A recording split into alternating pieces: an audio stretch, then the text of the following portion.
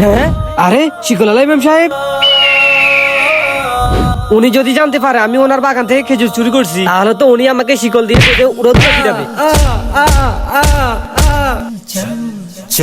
হে আল্লাহ, তুমি আমাকে ইমাম সাহেবের হাত থেকে বাঁচাও।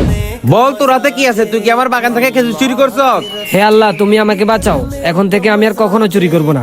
বলবি কি না? দাঁড়ান ইমাম সাহেব। ইমাম সাহেব, এই খেজুর আমি ইচ্ছে করে চুরি করি নাই। বাড়িতে আমার বৃদ্ধ বাবা অসুস্থ, তার খেজুর খাইতে মন চাইছে, আর আমার কাছে টাকাও নয়, তাই আমি এই খেজুর চুরি করছি। তোর কথা যদি সত্যি হয় তাহলে তো ঠিক আছে, আর যদি তোর কথা মিথ্যা হয় তাহলে তো তুই ঠিকই জানিস আমার শিকলের ম্যাচ সম্পর্কে। চল তোর বৃদ্ধ বাবার কাছে। আমার বাবা তো দুনিয়াতে বেঁচে নাই, আমি ইমাম সাহেবকে মিথ্যা কথা বলেছি, এখন আমার কি হবে?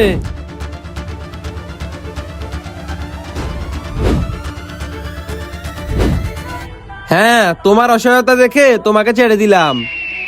হ্যাঁ হ্যাঁ, কার কার বাবা বেঁচে আছে? বেঁচে থাকলে কমেন্টে বলি আই লাভ বাবা।